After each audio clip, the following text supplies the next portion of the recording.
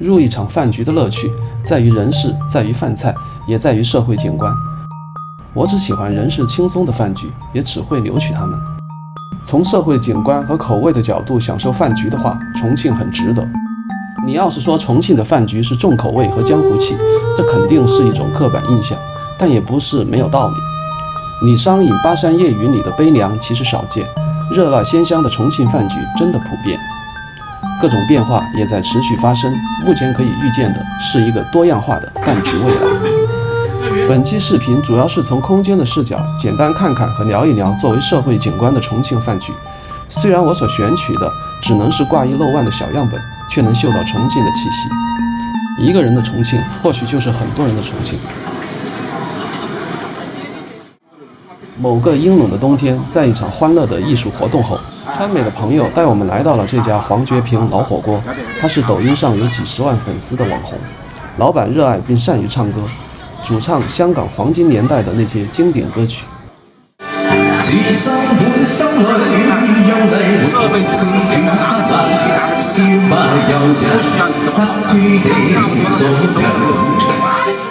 这样的空间氛围和社会景观特别适合我们想要的开心畅谈式饭局。我们坐在一个包间里，寒夜中尺度亲切的暖调子让人倍感温暖。围着江湖气息浓重的火锅，伸筷子夹取沸腾雀跃的肉和菜豆，东一茬西一茬的闲聊，涉及老的新的各类热点和冷门的话题，时而斗斗嘴，时而碰碰杯，身心舒畅而肠胃热烈的感觉油然而生。趁着接电话或者上厕所的空隙出店来转转，在冷空气里就看到了这样的山城夜景。白天里缠杂的城市被夜色抽象化了，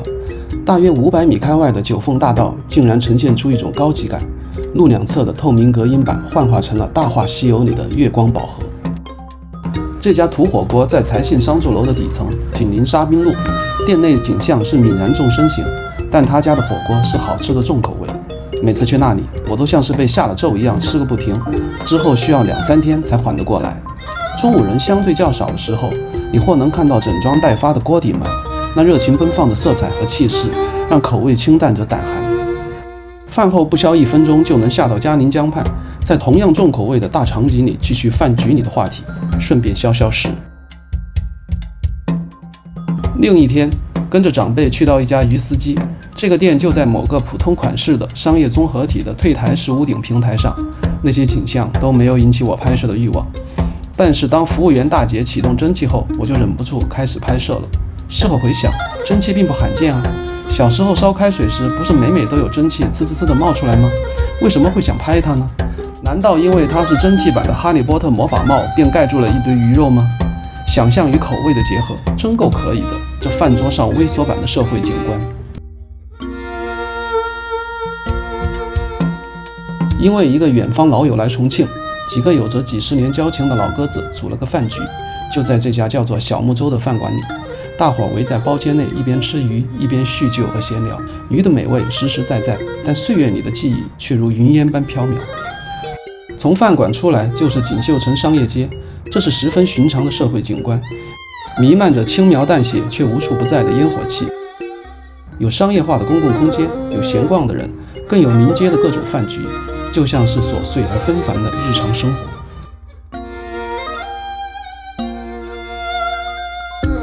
早已是网红的交通茶馆与黄觉平正街的关系十分亲密，它的门面毫不张扬，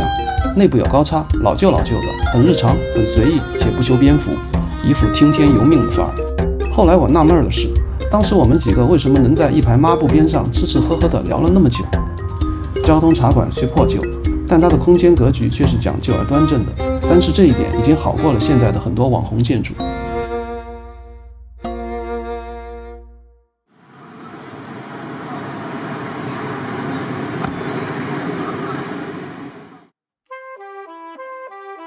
离交通茶馆几步之遥的胡记蹄花汤也是黄觉平的老牌名店，同样有着以不变应万变的老派姿态，我还挺喜欢这种岁月感的。城市嘛，得填塞着各个年代的建筑和场景，那才够厚重和自信。还是那些熟悉的老味道，还是贴着街道的老样子，还是能在街对面看到窗边的老熟人，他们知道你在拍他们，懒得管你，挥挥手应个景。这家和氏趴牛肉就在重庆大学正门的斜对面，离街道不远的奥草里是由居民楼的底层改造成的，店里提供择时的扒牛肉汤锅。天气还行的话，我们常坐在外面，即使冬天里有些冻脚，但口福是热乎乎的。在灰蒙蒙的透明塑料棚里，感受着狭小巷子里的家长里短和春华秋实。沙坪坝重庆一中边上的细作是一家吃寿司的小店，好像是去年下半年才开张的。这家店是真的小，小的就像是日本的那些店铺，但是在里面待着挺舒服的。这点也很像日本的那些超小餐馆，店员们就在你的脑壳顶上忙活，面对面的把食物递到你面前，食物都挺精巧别致的，能让人感觉到是用心做出来的。因为店太小了，新来的客人只好在门外等着，那就等着吧。在等着的时间里，可以提前开始饭局上的谈话。在忠于香奈公馆角上的宋尹雅集茶餐厅里面，有着明亮清爽和年轻化的氛围，能感受到时代的变化。这里既有简餐，也有吧台，还有私宴。我当时一直待在楼下的简餐厅里面到处晃悠，飞快地吃完了一份健康牛肉简餐，都没来得及谈事儿。之后就懒洋洋地躺靠着，看青年们迎来送往，谈笑风生，也看他们调制咖啡，配置茶饮，品尝和评价。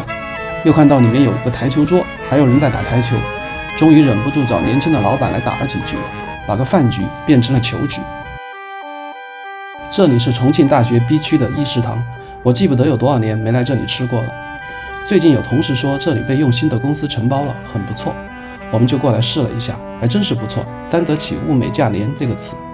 和许多年前相比，它的室内已是另一番景象，人也不知道换了多少代。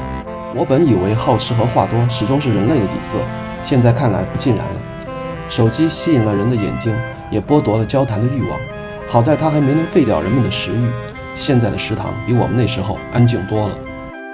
边吃边看手机的青年们可能不会去追想，为了得到平等公正的饭局景观，人类花去了几千年，至今仍困难重重。大的小的，老的新的，俗的雅的，远的近的，浓的淡的，富的贫的，各种款式的饭馆们在城市的各个角落里虚位以待。你的饭局或是处心积虑，或是随心所欲，酒菜从口入，言语从口出，早也不生春，迟也急不来。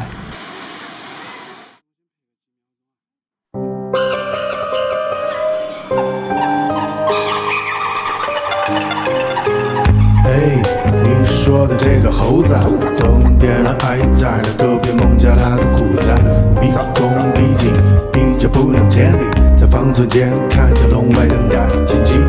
他想念比他上过要到，新币等到的是上面的包，效果太少，浑身毛发仿佛已经干焦。他想念比他上过要到，新币等到的是上面的包，效果太少，浑身毛发仿佛已经干焦。